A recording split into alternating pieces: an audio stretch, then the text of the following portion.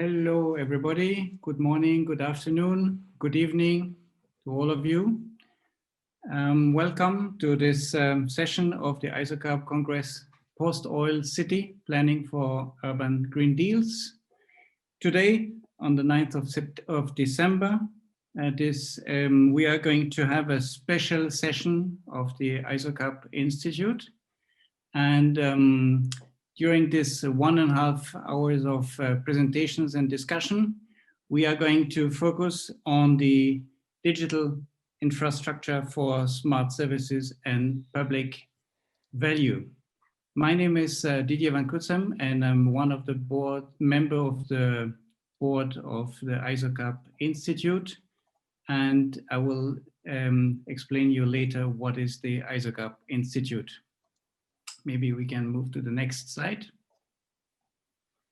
So this is the topic of our session, Digital Infrastructure for Smart Services and Public Value. And this is the program of today's session. As I told you, 1.5 hour presentation discussion, and we would like to have at the end of the 3 presentations we are going to have panel discussion and also interaction with you, with all of you.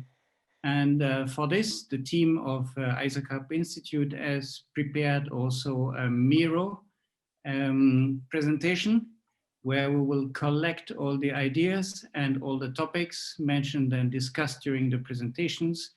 And we would like to interact with these topics during the panel discussion and the online workshop. So first of all, welcome again to this presentation and to this session. And I would like first to introduce the speakers and moderators of this session. We will have first our keynote speakers, Luca Mora. He's professor at the Business School of Edinburgh, Napier University, and professor of innovation.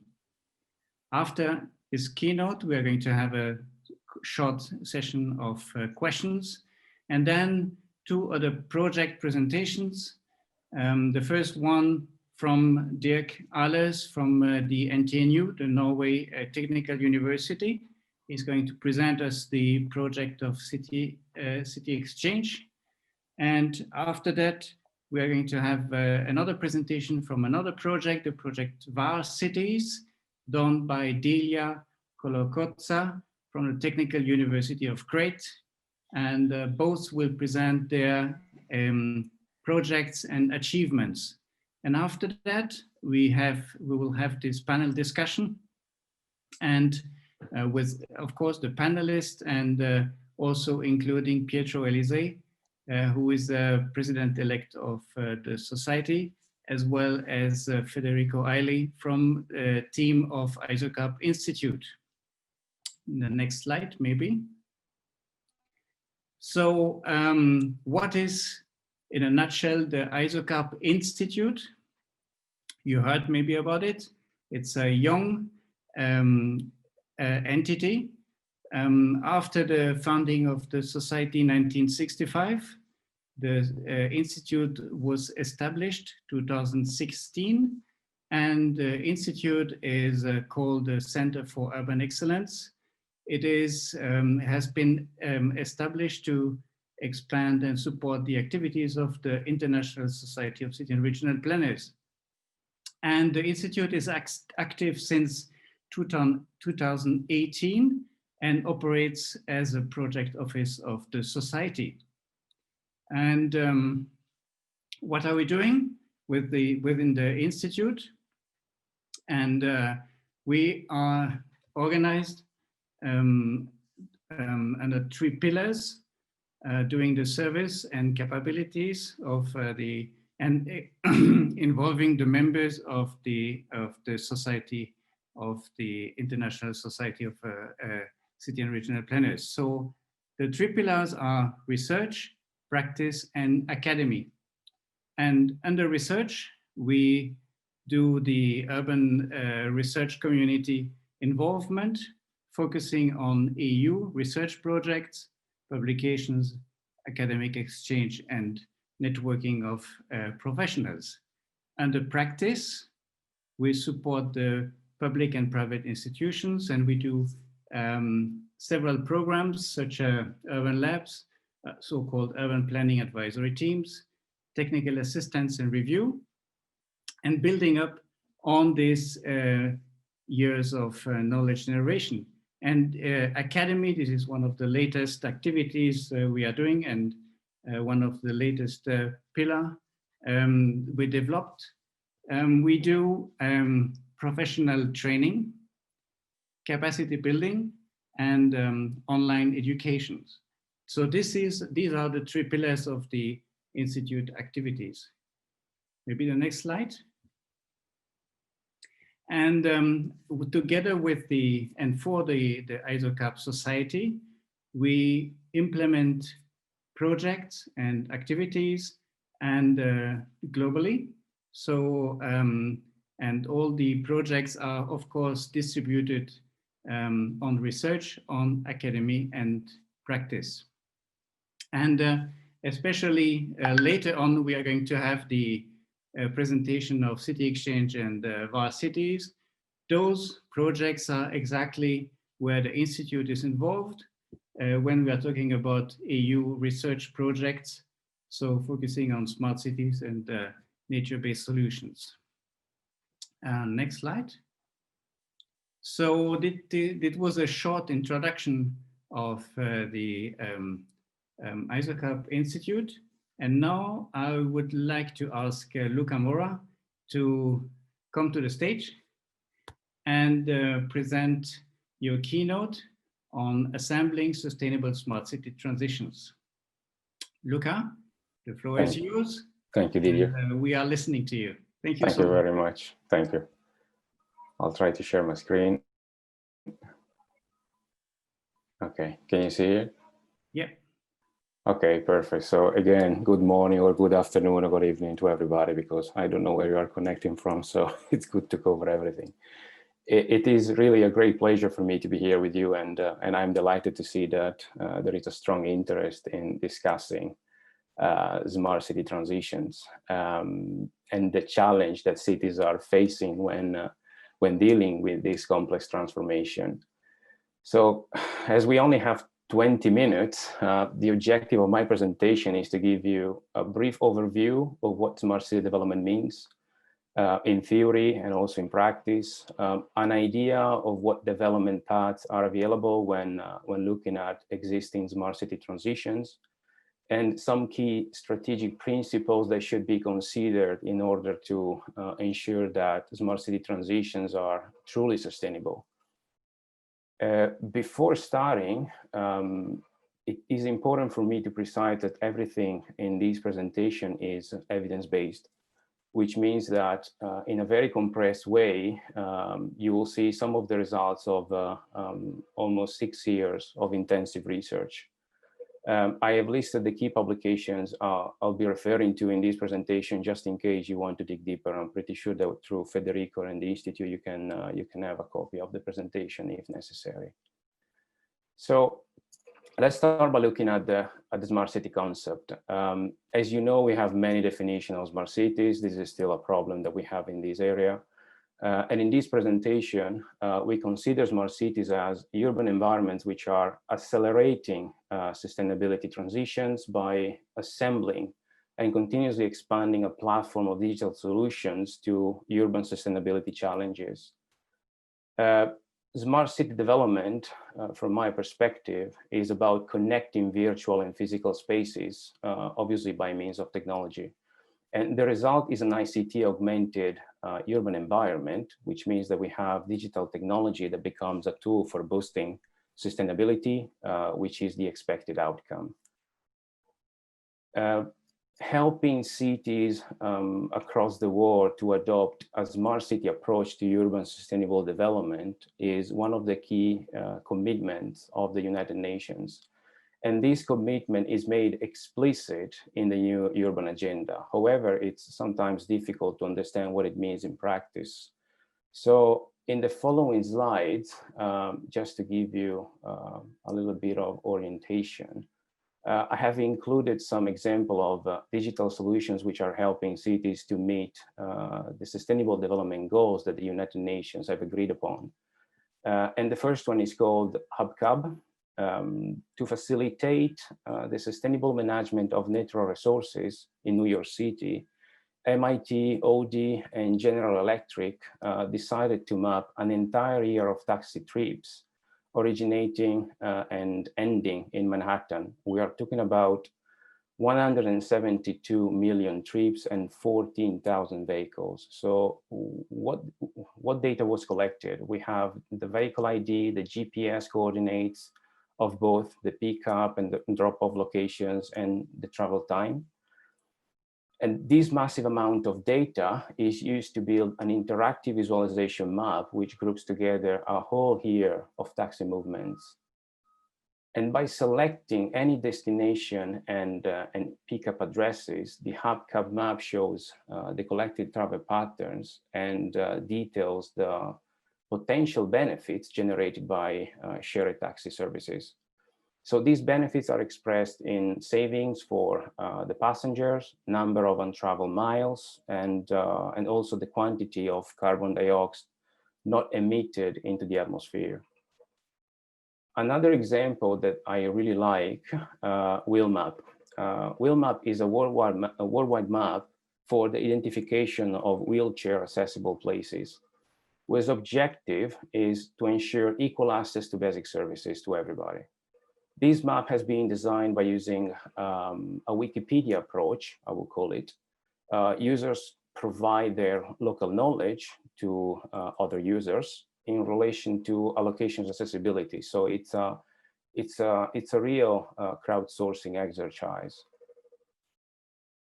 And the map currently counts more than, if I remember correctly, around 840,000 public places. So it's a huge amount of data. And overall, this platform makes it easier to understand the level of accessibility offered by a location and make private and public and private owners of wheelchair inaccessible public places aware of the issues that they can cause.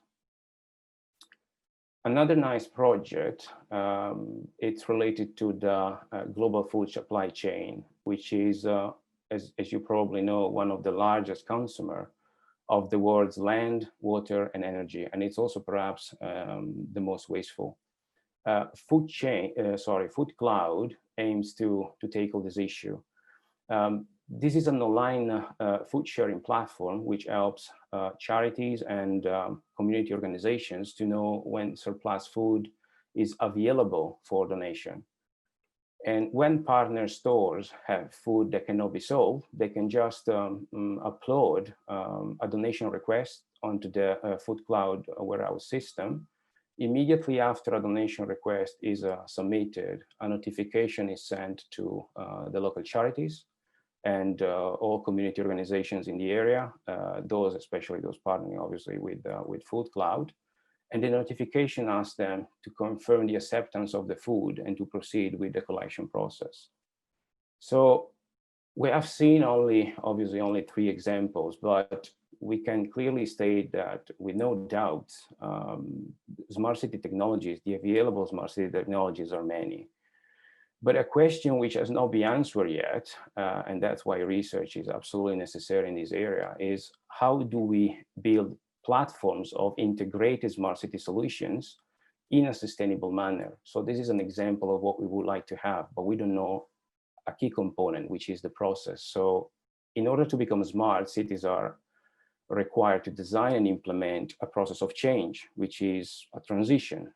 This transition should ensure that smart city technologies are correctly integrated in the urban environment and that they produce the value that we are looking for, which means an improved sustainability. The reason why we don't have a comprehensive understanding of how sustainable smart city transitions unfold is because there are different options which overlap.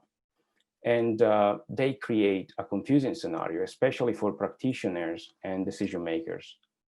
So when we started looking into the unfolding of smart city transitions, we found 5 main development paths of smart cities, each one carrying different strategic perspective and different conceptualizations. And these obviously creates confusion.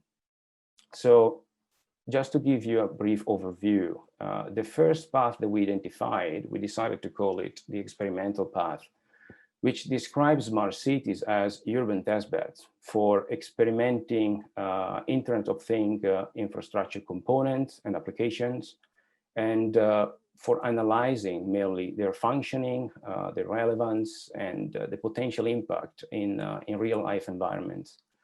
The case of Santander, I'm sure that you are familiar with that because it has been discussed a lot in the media, represents a practical example of the experimental path, because we have a very small city with more than 12,000 IoT devices that has transformed the Spanish city in a test facility for research and experimentation, nothing more than that.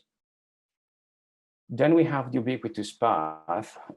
According to this path, city and ubiquitous city are two equivalent terms, which are used for describing urban environments in which all information systems are linked and everyone can access them anytime and everywhere, thanks to ICT devices and ICT infrastructure. Most of the attention received by this path comes from the Republic of Korea, where a national program on ubiquitous cities was launched in 2007. And this program was based on a technocentric and top-down approach, I would say, to smart city transitions. And it was largely biased toward industrial and economic development, reflecting the interest of business providers rather than the public. The technology-led vision of smart cities proposed in the previous path is more or less the same engine that fuels ICT multinational companies and their involvement in the smart city market.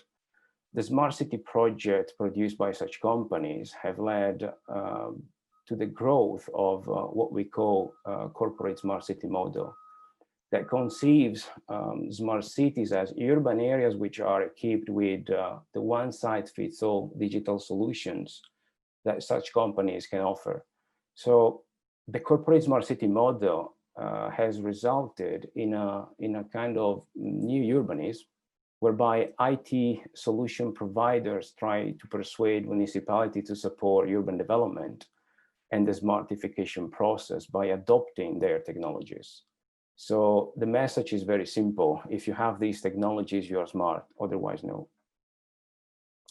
Then we have the European path, which emerged from the vision of the European Commission. So in this case, smart cities are described as urban environments using energy efficiency technologies for transforming their buildings, their energy networks, and their transport systems, demonstrating transition concepts and strategies to a low carbon economy. I would say that probably in this path, smart cities are pictured much more as highly efficient urban systems in which digital technologies are used to tackle specifically environmental degradation and fight climate change. So these are the main elements. All the other sectors are not properly included in this vision. And the last one is the holistic path. This path proposes a holistic interpretation of smart city transitions in which human, social, cultural, environmental, economic, and obviously technological aspects stand alongside one another in order to develop smart city development. So this path conceives smart cities as urban areas in which digital technologies are embraced in order to meet local development needs. And as I have highlighted in the slides, there are some key requirements which are described in this path, which are, for example, collective intelligence, participatory governance, a high level of collaboration among multiple stakeholders, and community-led urban development, open innovation, urban user-driven innovation. So some key components which are not properly discussed in the other parts. So if we compare these pathways in relation to some key strategic aspects of smart city development, the divergence becomes immediately visible, because if we think about, for example, the type of strategy, we can talk about a technology-led strategy in some cases, or a more holistic strategy.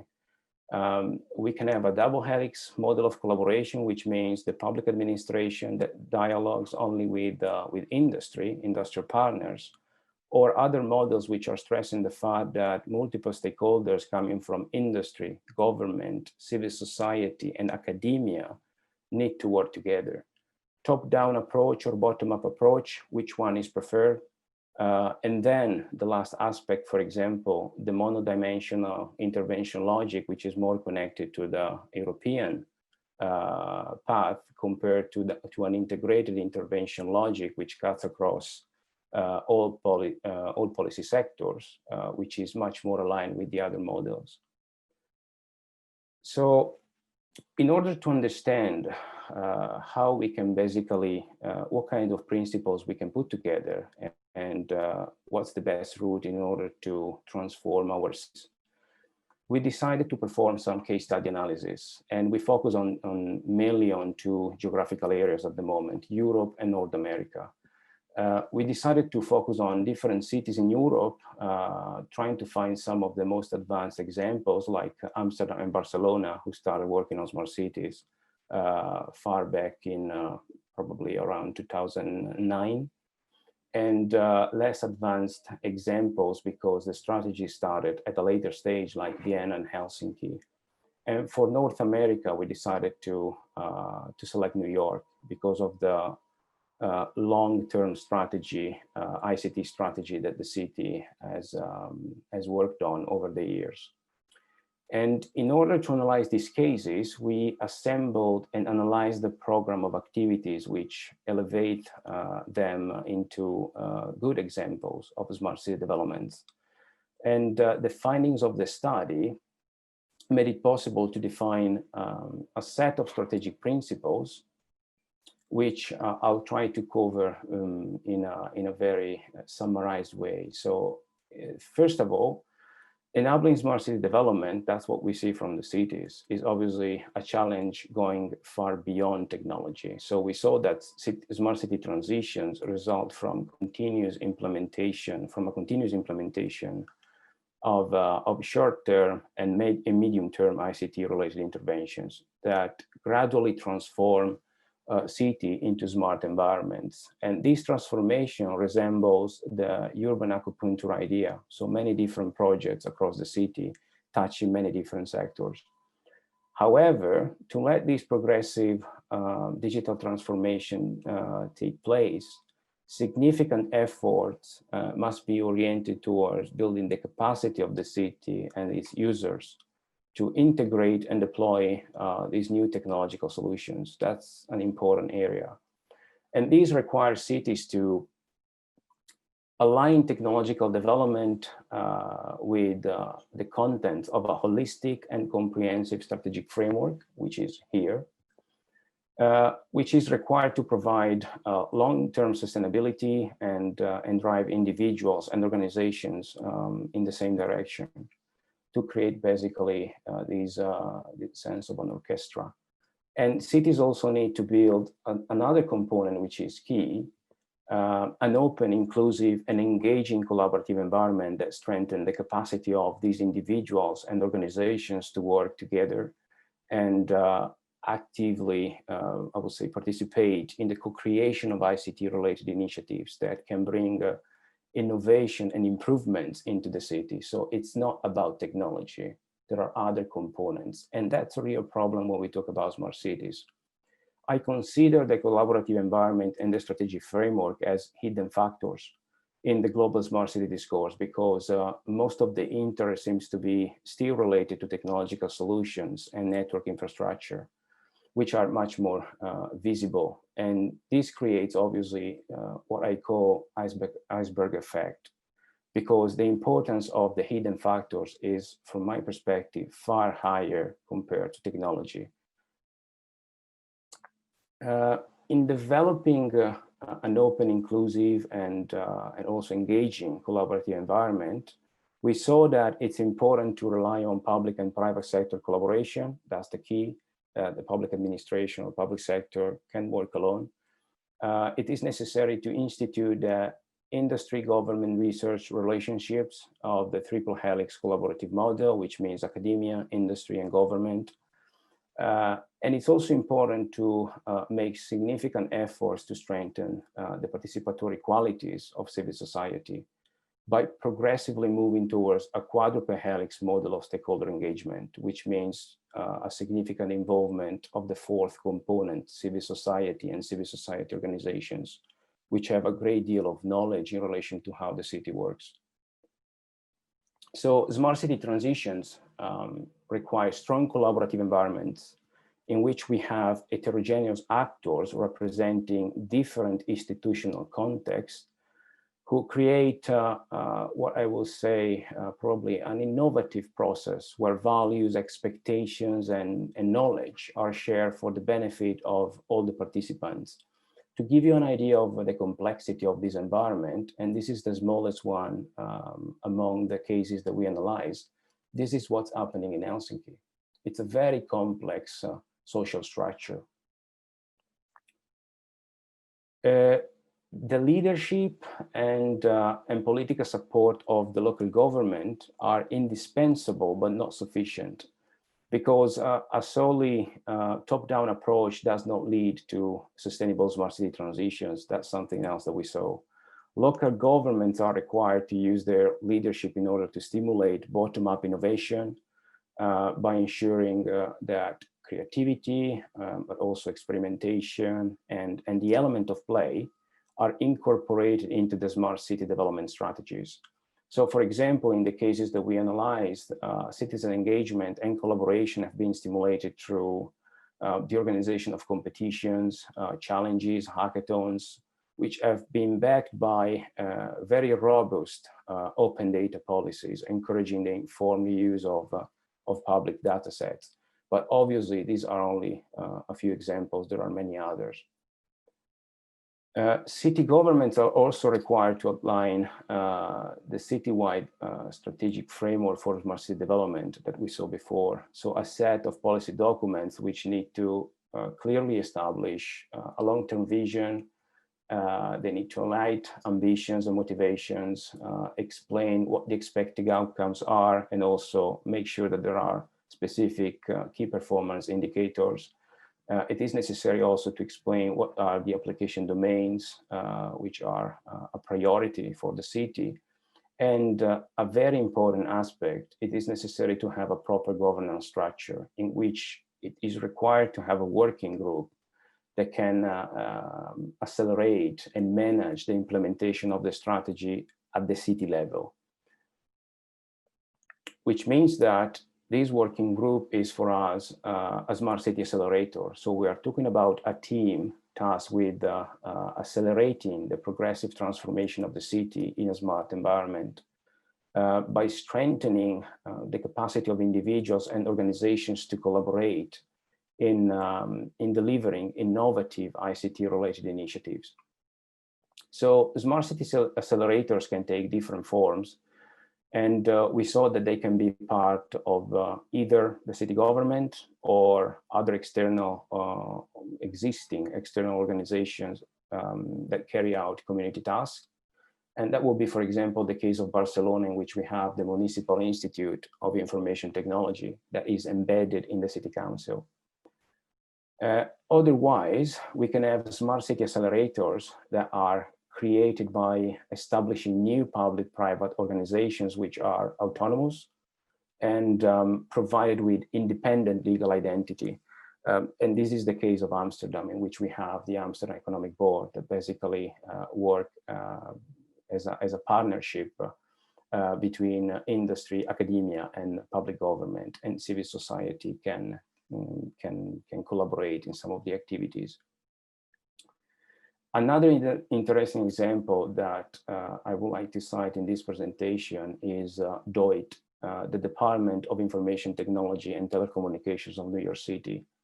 So depending on the situations, and that's why this example is very important, this department acts as a service provider, an advisor, or a broker. And it offers structure oversight for the very diverse portfolio of technology projects serving the city. So the accelerator covers many different roles.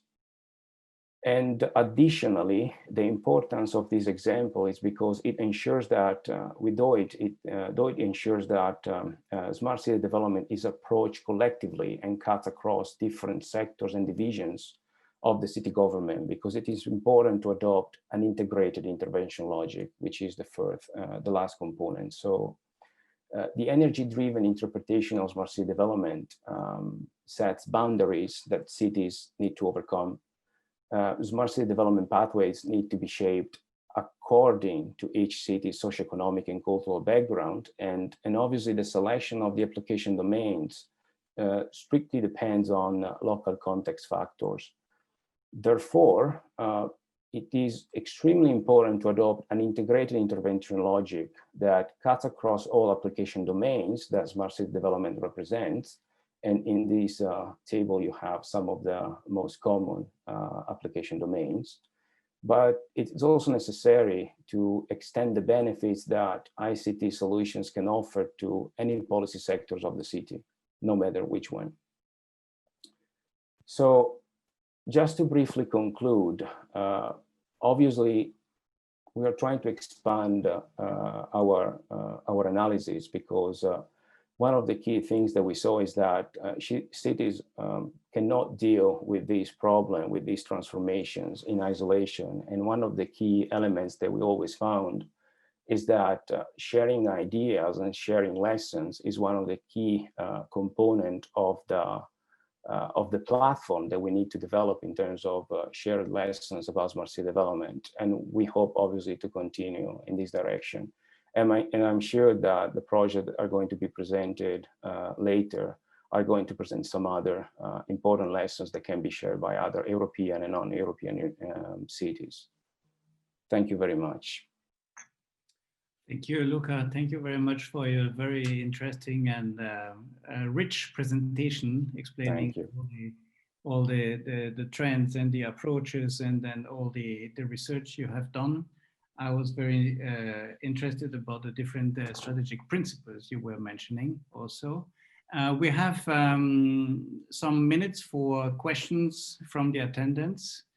And I would say, let's move now to the questions. If you have one question for Luca, it would be nice.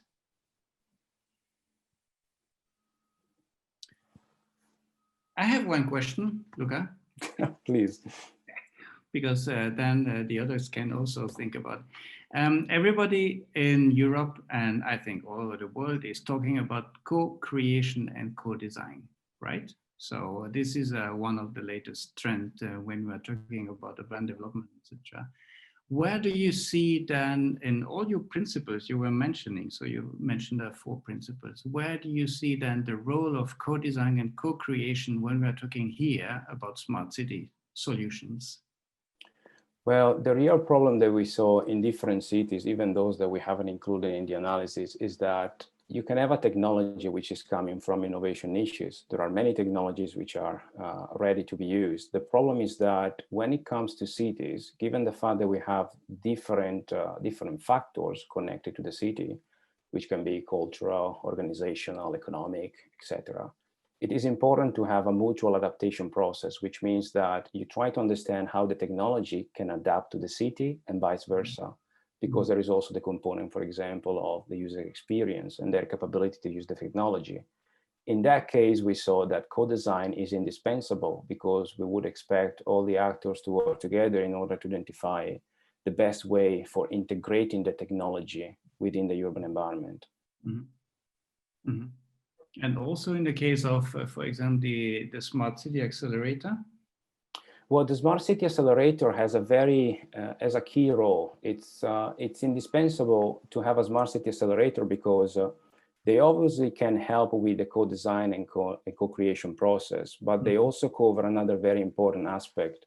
They basically try to put together all the different pieces. So we saw that when we talk about smart cities, we have a platform of projects. It's a portfolio.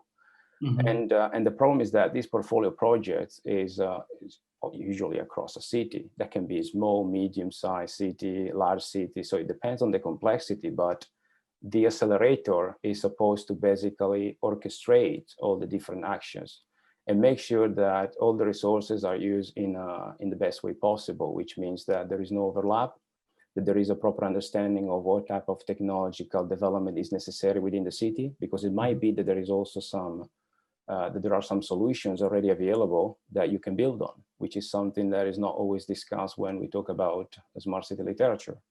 So that's the role of the accelerator. Make sure that everything is coordinated. Thank you. No worries. Do we have questions from the attendees? There is one question in a chat. Maybe we can have a look at the chat, Luca, and then Yeah, sure. the question. The question is, I would like to know examples of best practice where a holistic approach is used for smart city development. Well, Barcelona and Helsinki, but maybe there is something else. Well, it's very difficult to find an holistic approach because we saw that this is common in the most advanced examples, but for sure, Amsterdam over the years, for example, can be considered as a very good practice because they have been able to develop this huge platform of projects. And in addition, we saw that all the different components that we discussed are there. So they're really moving towards a direction, which is the one in which they're trying to integrate civil society. They have been able to integrate the component related to the ecosystem, the idea of ecosystem and collaborative environment. So I would say that probably that one is the best example at the moment. Also something very similar in New York, especially in relation to the open data policy, which is extremely strong and a quite unique example. So the data-driven government, that approach that they started designing around 2009, which is very common in some of the biggest cities in North America. Some examples are also for Chicago or Philadelphia. These are good examples on how you can basically manage, assemble a sustainable smart city transition. There was, thank you, Daniela is saying thank you. There is a question from Dirk Ales for you. Maybe, Dirk, maybe you can activate your camera and then, yes, please. My camera should already be on. Oh, yeah, hi, Luca, very nice presentation, fits a lot with what I might say later on. One question that we quite often don't have a very good solution to is, how do you deal with very distributed legacy systems within a city? Not everything is smart, not everything needs to be, or you can just add some smartness by connection, but in many cases that is extremely difficult because of the different stakeholders and the different systems where many of them are rather old.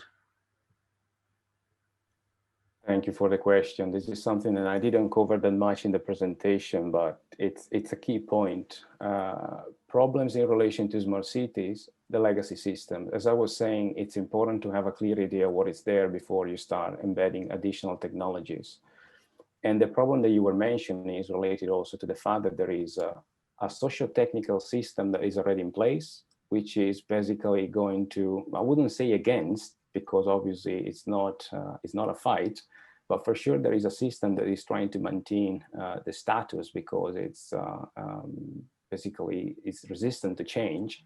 And on the other side, you also have new technologies coming in, and you need to find the balance, which is the mutual adaptation I was talking about. Again, if I have to cite a very nice example, that will be New York. When they were starting delivering their open data policy that has become a legislation in 2012, they started exactly by mapping all the technologies that were already available, all the systems that were there, just to understand how to put them together. And the intervention, the technological intervention, started only after the mapping was done. And this mapping was done with all the city agencies that you saw in the table that I showed before, which means it was a very long and complicated process. And one of the key components that we saw in that case, for example, was political leadership. So in that case, the top-down approach worked pretty well because the mayor, together with some of the deputy mayors, were supporting the transition process. Therefore, I wouldn't say they forced, but they asked all agencies to work together with the small team that was in charge, that was tasked to implement the transition. And that everything became bottom later, because as soon as they had the mapping, they started understanding what type of technology could be integrated. And then another example, after including all the components, they started understanding with externals what kind of technology was necessary to improve the situation. But that's a very, very difficult process. I mean, we are living that, for example, even in Estonia. We will be starting a project soon in which one of the component is with Tallinn, how basically to embed a sort of hub within the administration, and for city planning mainly. And again, even in that case, it's very difficult to understand how to build this coordination, but it's for sure necessary. Okay, thank you so much. I think now, thank you, Luca, for your explanation.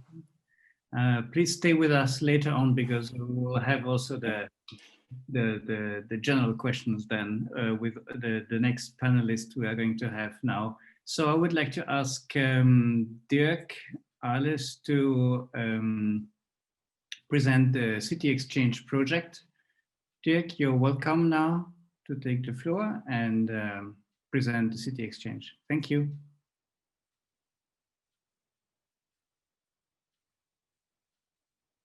If you unmute your mic, it will be nice. Yes. Yes, I have two screens, so things shift around a bit when I start screen sharing. You should hear me now and see my screen. Excellent. Yeah, thank you. Very good.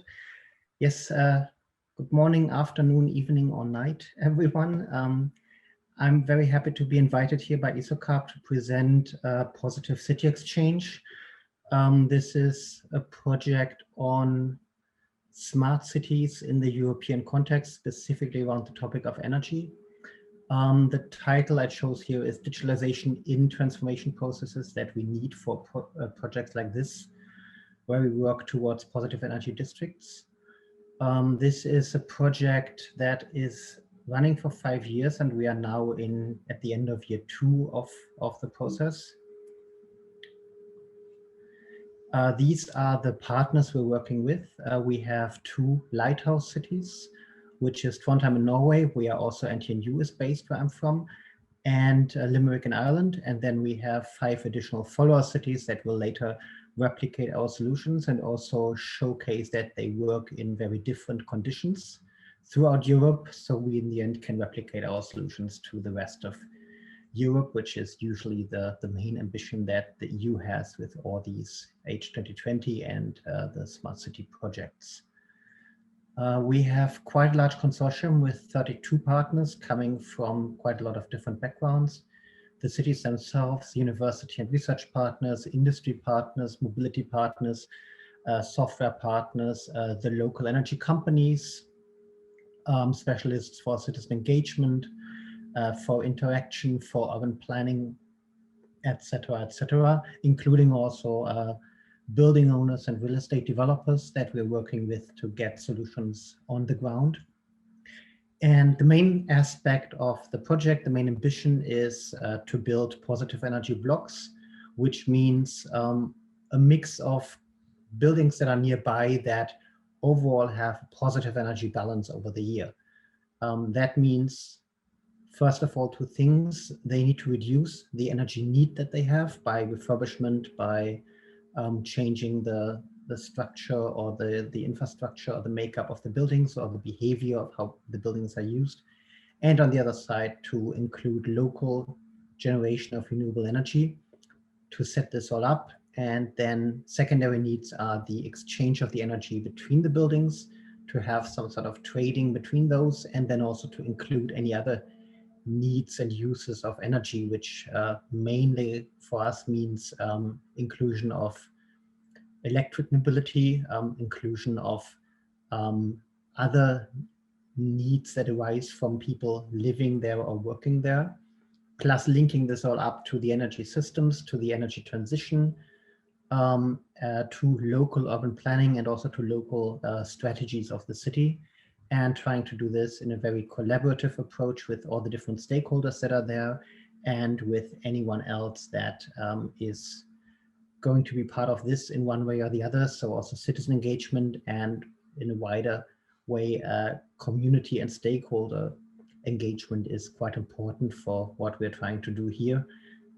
We have quite a number of different systems and approaches that help us achieve these goals. So we have three wider ranges of what we do. One is on urban planning, on integrated planning, on software support to understand what we're doing and to be able to keep the systems linked with overall planning that is happening in the city, and with specific plannings for individual buildings, but also for the area.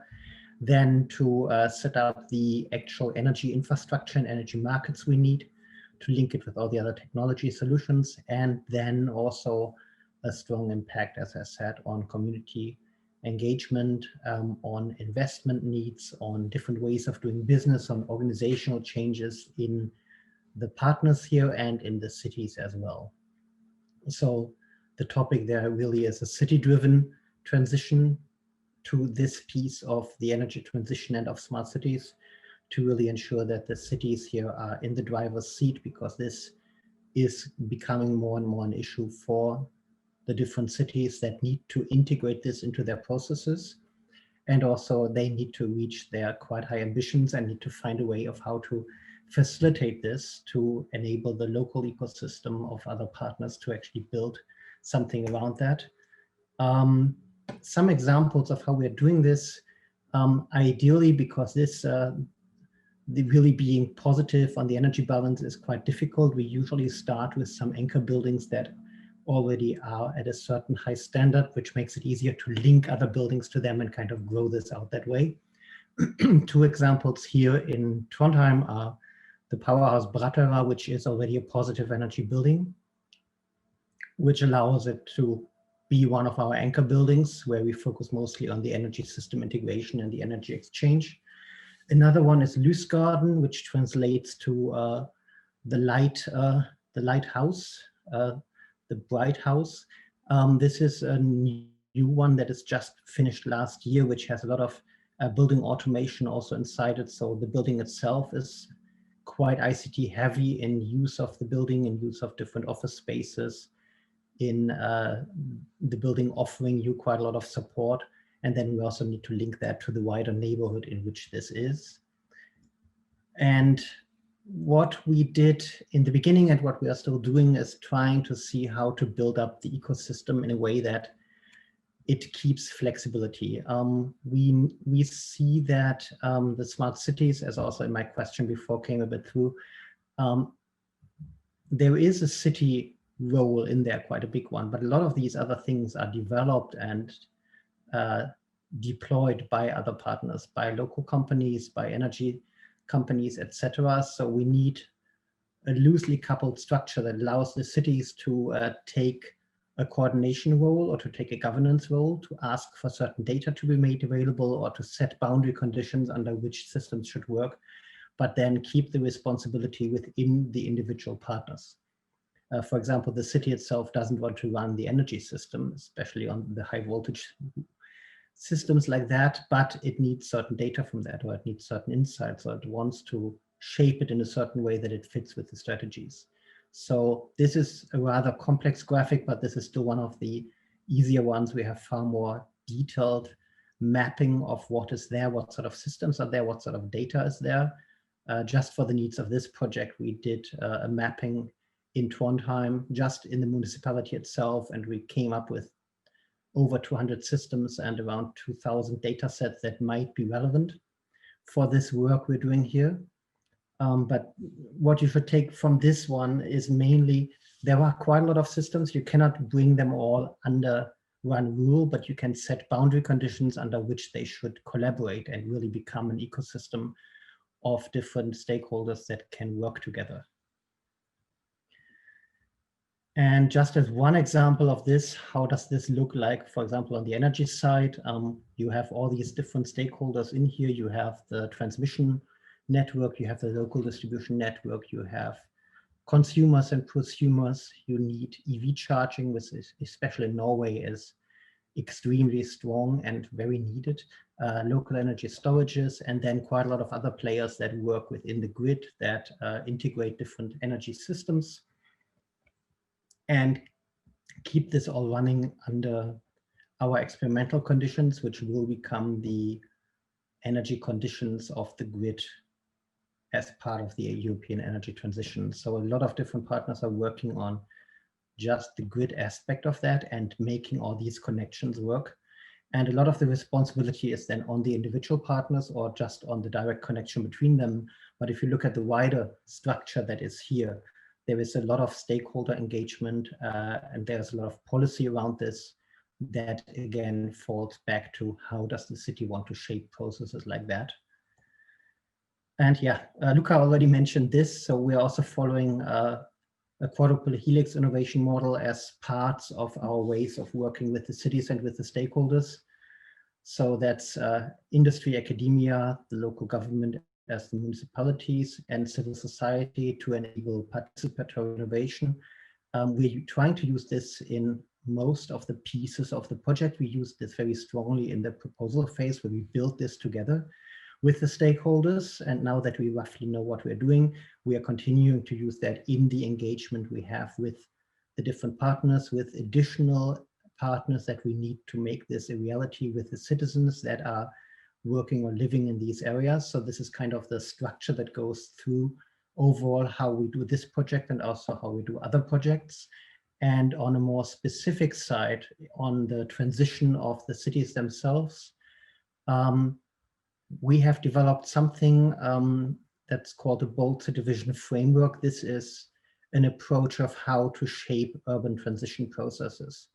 As you see in the graphic here, this is the goal of our project directly, positive energy blocks. By the end of our project time, then until the end of 2030 to scale this up to positive energy districts. And then the EU has the goal by 2050 to actually have a number of positive energy cities up as well. So this is about scaling things up and what is needed through a lot of processes here that link back into the way that cities are doing their master planning, their organizational planning, their individual structures. And then we have this matrix here of quite a lot of processes that span different activities and different ways of working. This is something that has been published as one of our project deliverable, and that is also being actively used now within the Norwegian Smart City Network to revisit the city structures and how they are set up for these transition processes and to basically help them through this. And specifically, Trondheim uses this also for their SDG approaches. Trondheim has recently become a UN Center of Excellence for urban transition towards the Sustainable Development Goals. And this is also a tool that's being used there to shape these processes. There is some of this is purely organizational. Some other pieces here are more on the ICT side. Some are purely IT. So this is quite a mix of the different functions that a city has, basically. And then additionally, we have specific processes for citizen participation. This looks complicated, and it's supposed to, because this is not an easy process. We need to get away from just information processes or the standard consulting processes that happen for anything that's newly built in the city, but really try to make this more systemic, integrated in different processes where it was not yet in before, and turn the city into an innovation playground, turn the city into a living lab where we can do these interesting things here.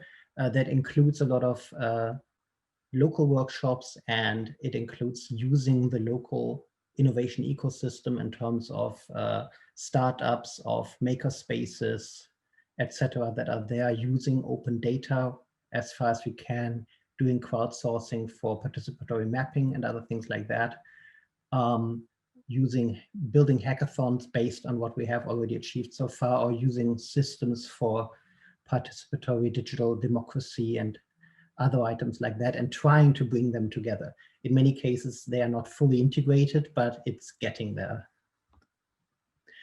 And for the operationalization of this, we have a number of different engagement arenas within the cities. We have citizen observatories linked with Fab Labs or maker spaces. We have workshops. We have these open spaces where activities can be done, where a visualization of the areas are being built.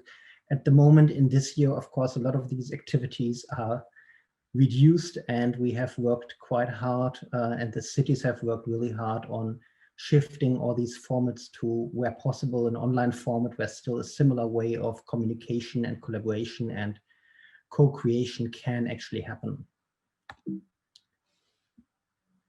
And that is the very brief overview of what we're doing inside of City Exchange.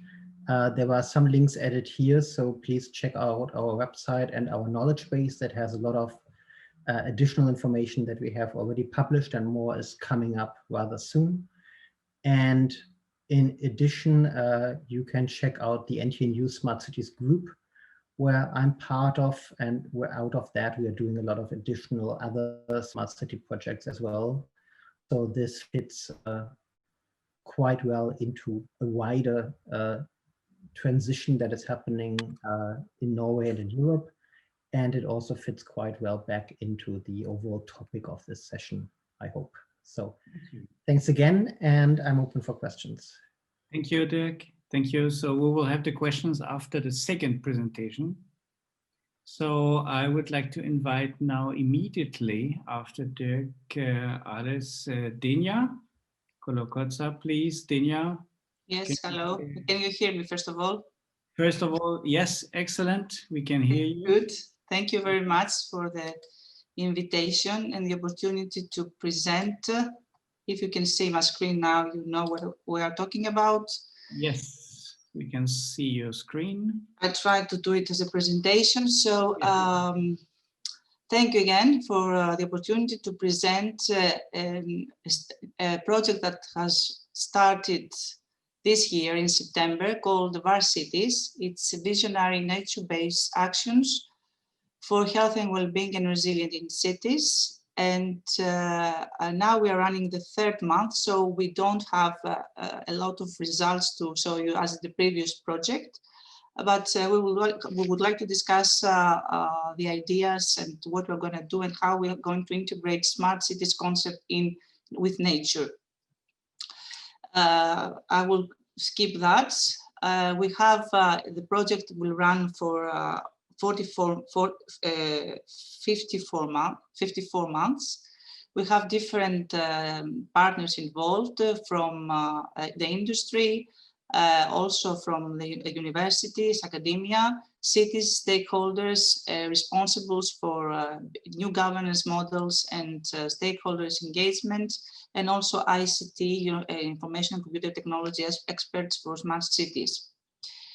We're working on 8 pilots that I will discuss later on that covers most of the part of the Europe, from the northern part of Skellefteå to Chania, which I'm based on, Dundalk, Leuven, Castelfranco Veneto, Novo Mesto, Xira in Malta, and Bergen. And what we want to achieve, what is our vision, is to implement and have real visionary ideas using nature-based solutions in cities, and to establish new sustainable models to increase health and well-being of citizens that are exposed to different climatic conditions and, of course, challenges in Europe within these 8 pilots, and also expand to other places. So we want to shape the future cities by developing nature-based solutions to tackle all the cities' challenges, We work on creating innovative solutions to integrate digital, social, and cultural aspects in these 8 cities. I will explain that in the methodology. And also to work, as the previous project described, to support the co-design and co-creation process for development of the various solutions that will be done in the cities to improve the health and well-being of the cities. To have a holistic monitoring framework, so to have a health and well-being platform in which we will assess the sustainability and impact of the various interventions in the pilots, and will develop also, and we advance health and well-being key performance indicators based on of the data that we receive from municipality, satellite, citizens, and also information and computer technology and systems that we'll install in the 8 pilots. We would like also to support the new governance, business, and finance models for integrating nature-based solutions in cities, and also to have new business opportunities for Europe and creating a network of stakeholders. So in this graph, you see our concept. We have these 8 pilots that work in different scales, starting from urban gardens and courtyards, regeneration of cities and roads and urban parks in the various regions of Europe. Then we gather data in this Varcities ICT platform, which is also fed by GEOS, Copernicus, and other databases. And in all these case studies, we cover different aspects: climate change mitigation, urban regeneration, sustainable governance aspects. This is not for all case studies, for all pilots, but for all pilots, we focus on environmental stress reduction, social tension and inequalities, access to culture, and of course, improving health and well-being for the citizens. We create also a Healthy Cities Helix, where we get together the stakeholders of the cities, the industrial partners, the researchers, and other also NBS, nature-based solutions projects that can give us some ideas on how to move on. And then we work on 4 different dimensions. The first one is nature, one that we want to have nature in the city. Digital, we exploit the Internet of Things, Internet of Everything. Also, we work to improve the social conditions in the regions that we have interventions. And we create a diversity, joy, and adventure with cultural events in the pilots. I won't go into detail because the text here is explaining the graph before. What are the products and services that the project would like to bring is Internet of Things multi-sensors that will have customized devices for data gathering and interaction with the users and the citizens. Manufacturing of Internet of Things convertible pocket parks and mobile urban living rooms. To have software for digitizing furniture, smart lighting and sound systems. Also illuminated flow measurement energy, mobile apps for the health and well-being assessments, and also questionnaires to interact with the citizens. Mobile apps for social and cultural activities and engagement in the pilots and floor playgrounds. Behavioral games with augmented reality. Also gesture capturing and game tasks, sensor kits on public bikes, where we will have smart bike handle grips that we collect also data from around the city, for example, for the air pollution, financing mechanisms and business models for health and well-being in cities, and of course, as I mentioned, the cloud platform for data analytics and collection of key performance indicators that will help us understand our interventions, how they impact the cities. So to explain a bit how we're going to work, in each of the 8 pilots, we have anchored the project in big cities project, and then we create some more excitement by doing our own interventions.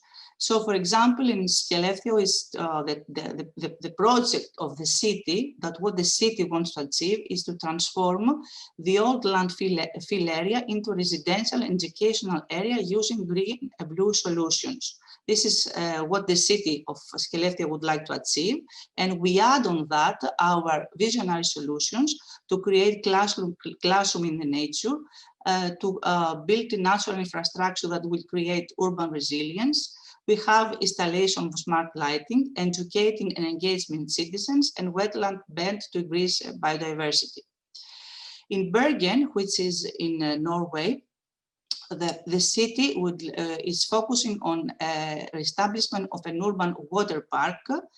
This is the city's project, and what Varsitis is adding on that is a digitalized urban water park, including this city beach, augmented reality applications for inspiring more physical activities and area exploration, urban park of biodiversity and explaining the biodiversity also by in training, and also a health effects assessment of this city beach.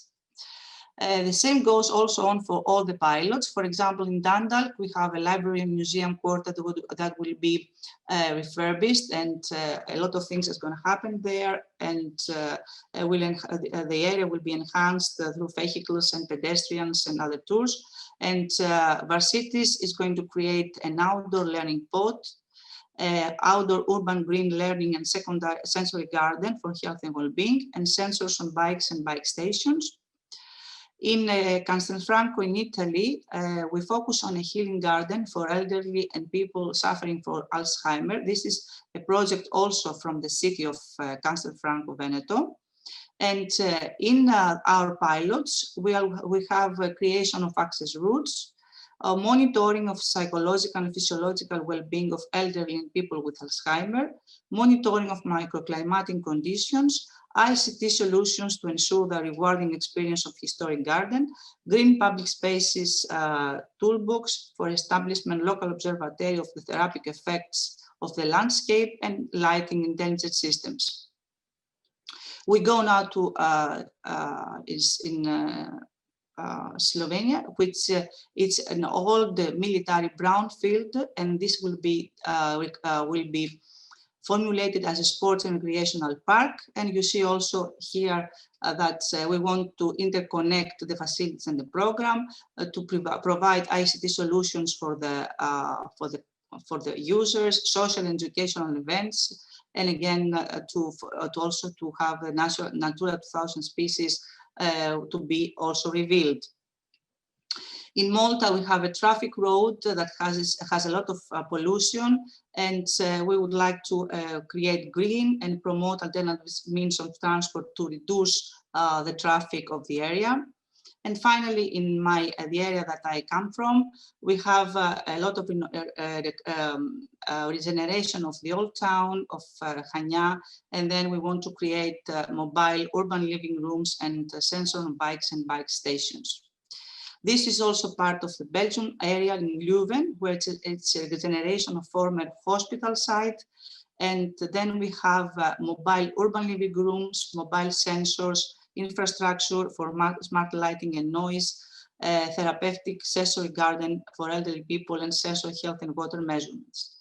So to conclude, we want to achieve high quality and multifunctional public spaces, to convert them into safe, let's see how safe will be with COVID also, but we have this challenge, and accessible places to ensure the improvement of citizens' health and well-being, to have a co-design and participatory planning and governance in these 8 pilots. That is also under development stage, this co-creation, because it's coming to start early.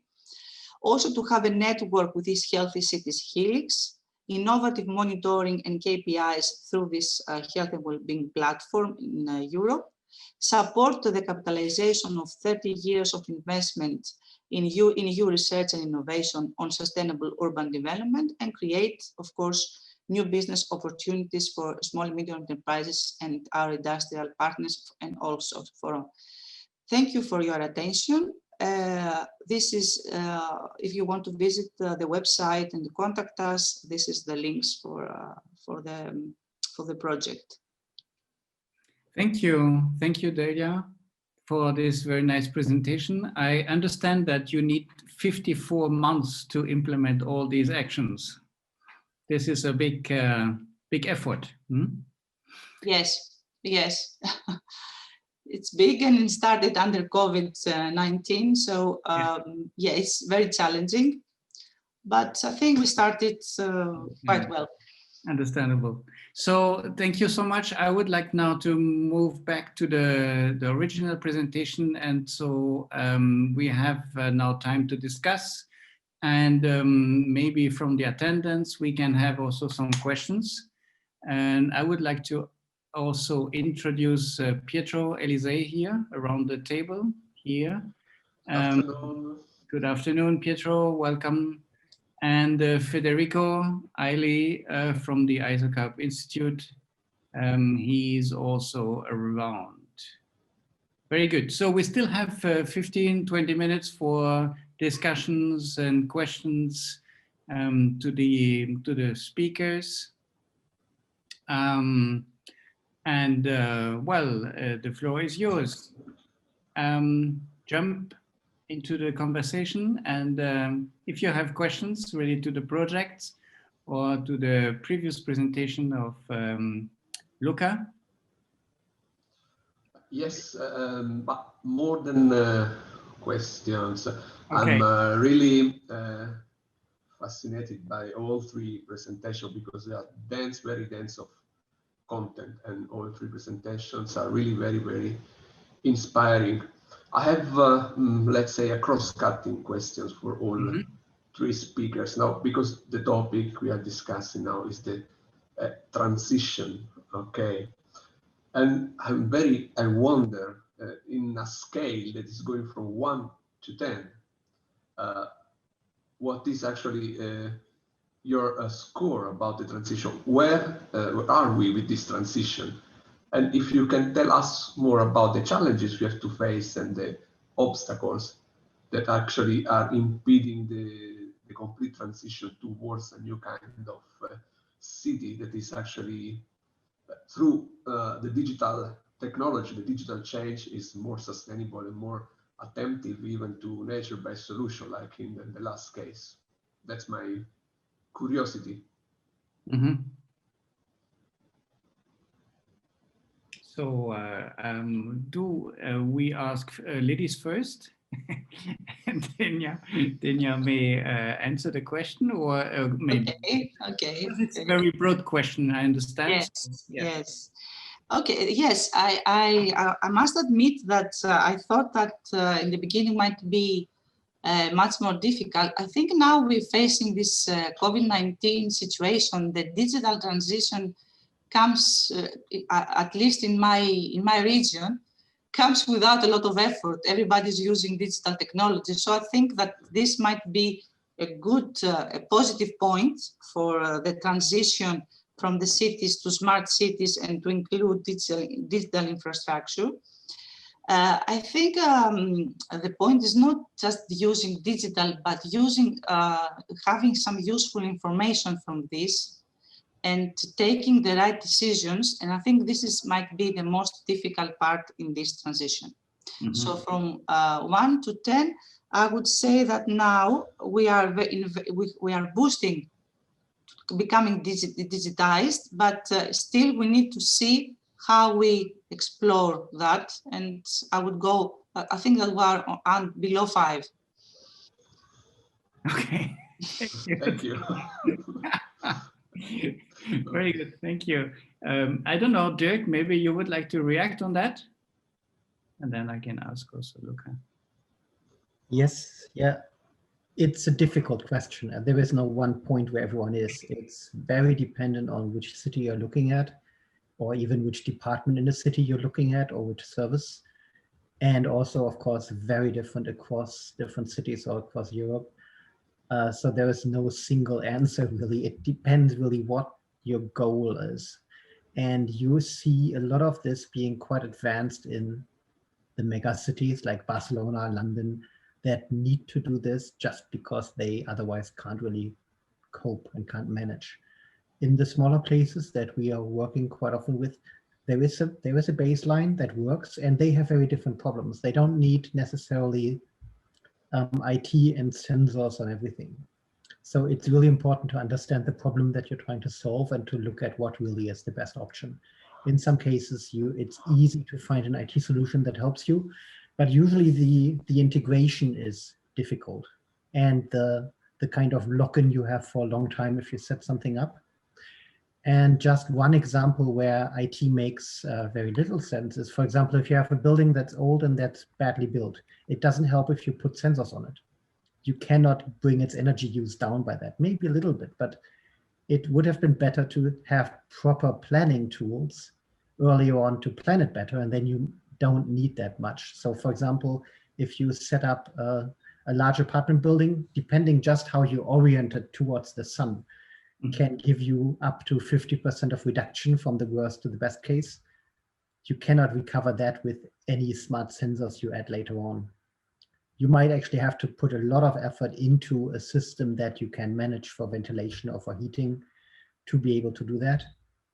So there it's really important to also understand where in the life cycle of your city or the service or the building does it make sense to do it. In other cases, it's something that just happens. As Didier said, certain services just come up and they are used and they are accepted and they are easy.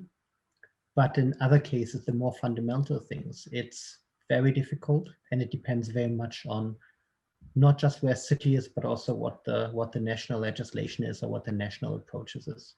So we see quite a lot of differences also between different countries of what works already and what is not, or what has been taken on as completely normal, and which in other places is still far away in the future. So it depends. It's also on, I think it's good to look at examples from other places as we do here to see what is possible or what is just usual.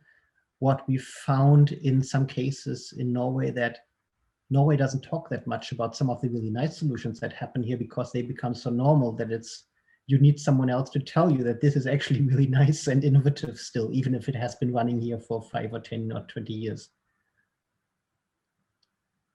Thank you. I don't know, Luca, if you want to react, otherwise I would have another question. Yes, of course. Yes. Every time that I talk with Pietro about smart cities, he always asks challenging questions. So I can only agree with Dirk. But this is a very important point. I mean, when we talk about transitions, the key aspect that probably wasn't touched very much in all the presentation is that there is no linear transformation. It's a cycle. So there was a very nice slide, for example, that you're presenting, in which we saw these loops. Well, it's more or less the same situation. I mean, you can go to 10 and then you can go back to 1 in 2 days. You don't know. It really depends on where you are, what the needs are, what the problems are. And most of the issues are not technologically related, as Dirk was saying, but it's more about making sure the non-technological components are aligned, which means that you need to make sure that everything that is available is properly mapped, that you have an ecosystem in place in terms of collaborative space. So it's very difficult to reply to that question, but I would say that it really depends on where you are. Yeah, and it's extremely important to understand that it's not linear, absolutely not linear. I have a question for all of you now. It is related to citizens' participation, right? So in several projects, there were citizens' participations mentioned then. There is a question here where how to identify a specific problem for citizens, which could be solved by a digital service or a smart solution. So how can you identify, how can we identify a specific citizens problem? I mean, this should be a kind of, is it mapping or is it what? Maybe Luca, you can answer this question. Yeah, sure. Well, there are many different ways in which municipalities are already discussing directly with citizens. There are many participatory processes that can be basically activated. We know that there are open consultations, meetings, even divided by groups. We saw the cities are very much engaged in this process of mapping needs, which are not only at the high level, but that can be related, for example, to specific small areas of the city, specific neighborhoods, for example, or that can be connected to specific groups rather than others. So it's just about communication, in my opinion. but there are many different ways. And for sure, technology in this case is something that can help a lot. Mm-hmm. Yep. Dirk, maybe? Well.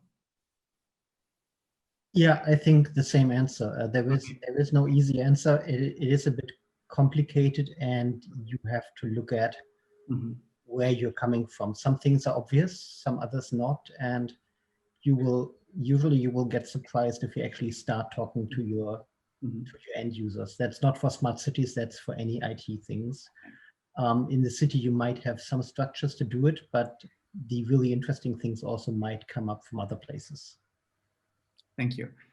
For your information, Federico, the team of the Institute is using the Miro software, and I think that they were mapping also some topics.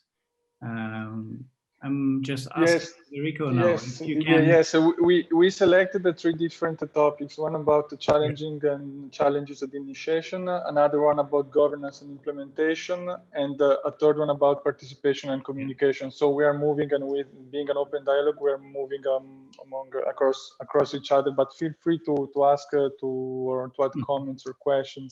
Yeah. If I can say yes, I mean I would like also to touch on other topics that is referred to the capacity of the municipalities when they are dealing with this process. Because, for example, from the examples that Luca was presenting, they were, for example, from cities like Amsterdam, like New York, somehow, let's say, capital cities. While if we look at the cities of these 2 projects, they are more somehow ordinary cities, no? And so probably with also probably a lack of capacity of resources. And so, I mean, I would be very interested, for example, to know in the case of city exchange and VAR cities, how the cities are reacting and how they are dealing with this project. I mean, if they feel they have the capacity to achieve these results, what are the main challenges?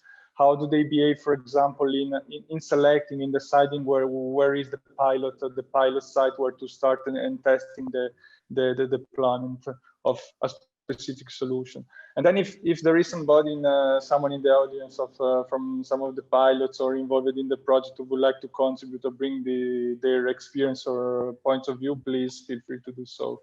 Yep. Excellent.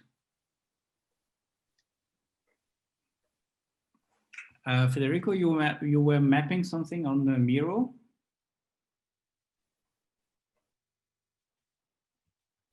We are mapping something for now, and we are we have the 3 topics. So we are the first one is about challenging and initiation. For of course, I think we all are feeling what Dania suggested, that somehow this COVID situation was, I mean, has of course increased and created a lot of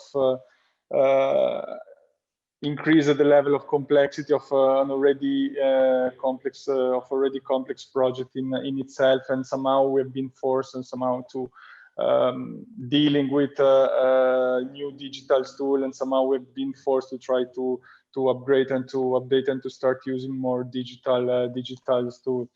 Another thing that I think is a very cross topic is that one size fits all approach might not be sufficient. We saw it, and the other thing is trying to work and to try to reach somehow an holistic point of view. I really like the quote from Luca that I mean is a challenge. Smart cities, I mean, is a challenge far beyond technology. So we do not need to provide solutions just for the sake of showing or appearing digital and technological, but having a clear ideas of what are the problems that needs to be addressed, and using the technology and the smart services as a solution to address some problems. And I think that in both VAR cities and city exchange, this aspect is quite clear. The technology that is being deployed, and also the smart solutions that the smart and the digital tools that are going to be used, I mean, are trying to address quite clearly on the topic.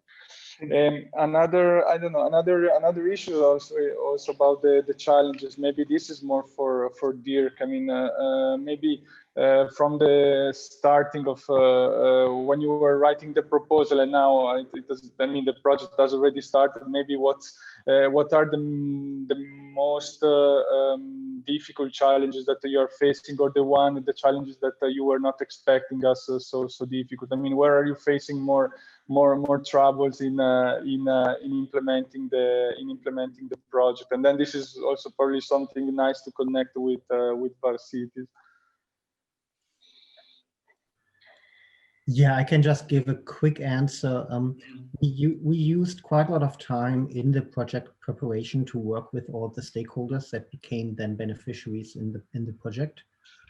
We spent up to a year and really half a year of intense work on that. And we still had a lot of open issues when we started the project. We couldn't just hit the ground running. We still had to pause and refigure out what we really need to do and how it works. In part because you cannot plan everything that much in detail, and also because the landscape changes quite quickly. So in some cases, we were lucky enough that we could change some of our expected systems around because something became available that even was a bit cheaper than expected, things like that. But mainly it's still that the communication is quite important, and the interaction between the partners in figuring out how things are done, how they are conceptually fitting together, and then the whole thing happens again once you actually start to develop the systems and describing them. So it happens at all the layers, because this is quite a complex project we have. So it doesn't just stop because you have agreed once. You have to have a lot of the similar discussions again at all the technical levels going down until you really have set up the systems. Yeah, and the main barrier we have, of course, now is this COVID year. That is something that is very unexpected, and hopefully we don't need to repeat those lessons too much. But one thing out of that was that at the phase in the project where we were definitely impacted, but we were able to shift a lot of work to online or work at home, which especially was around still concept development on software development. Anything that needed physical access or actually installations is even harder. Mm-hmm. So it also depends in which phase of something you're in, but in some cases you just need to accept that you will get some delays. But if you have the complexity also, it allows you to shift a few things around to react. It's not necessarily a linear project. There are a lot of overlaps, and it's also more of a network structure. It makes it harder to coordinate, but it also gives you this flexibility.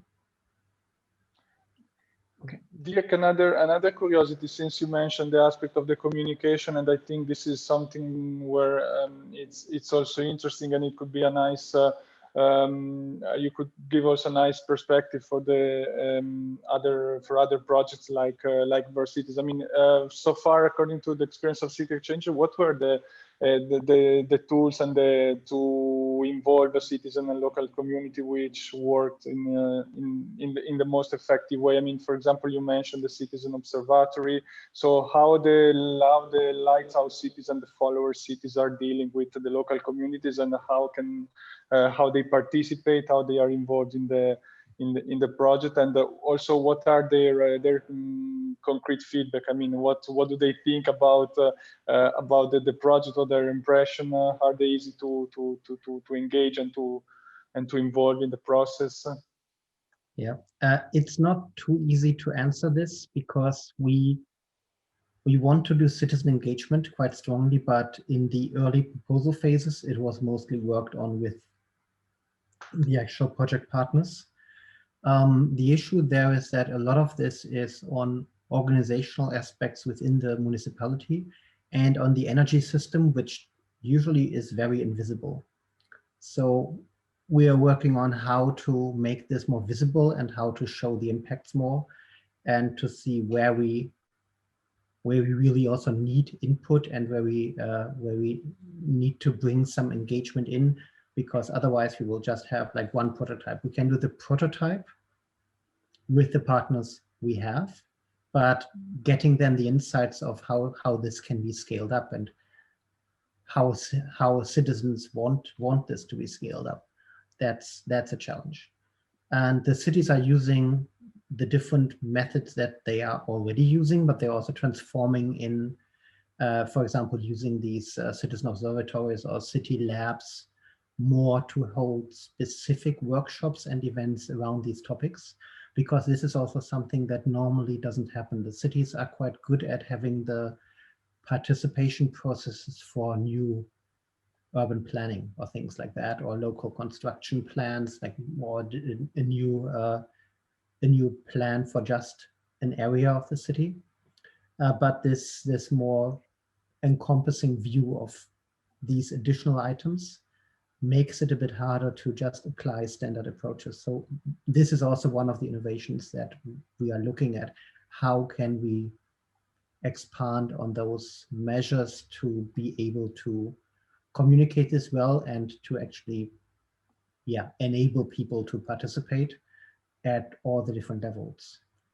It's quite easy to just forget about some people. If you just do hackathons, for example, you will get results, and we have received results on that, but that's only one piece. It only targets a very specific group of people. So how to keep this also broad enough is, again, a bit of a challenge. Thank you, Dirk. We are now at the end of our session. Unfortunately, there are still a lot of things to discuss. I think, Federico, we are quite okay, right?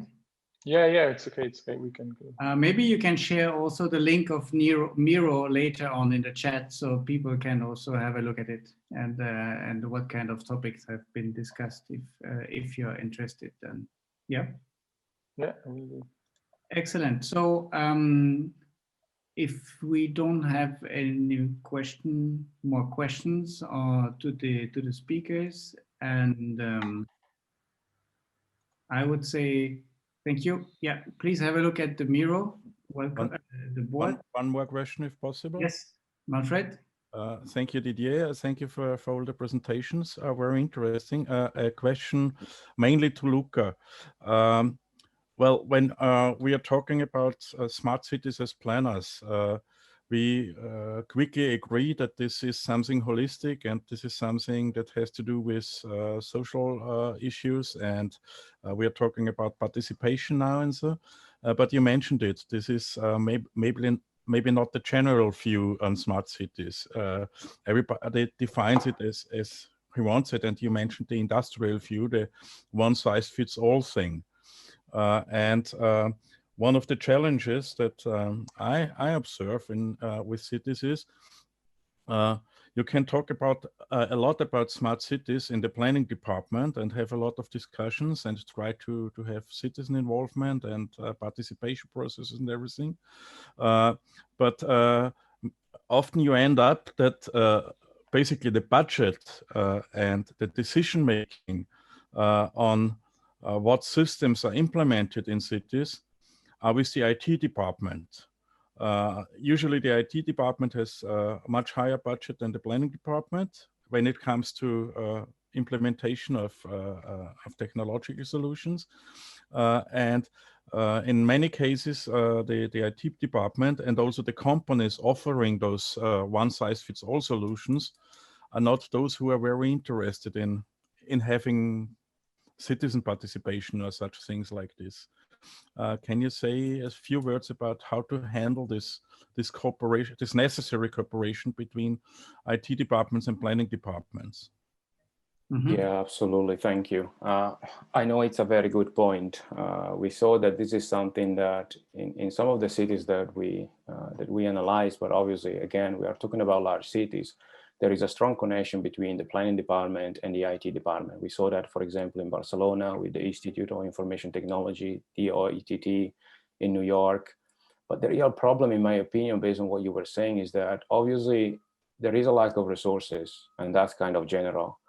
And the problem is that when you have the opportunity to include new technologies that are coming with external partners, which are willing to give you the technology for free just for testing, for example, and the pilot could be one of these examples, the challenge is to resist the temptation to include the technology if there is not a plan ahead.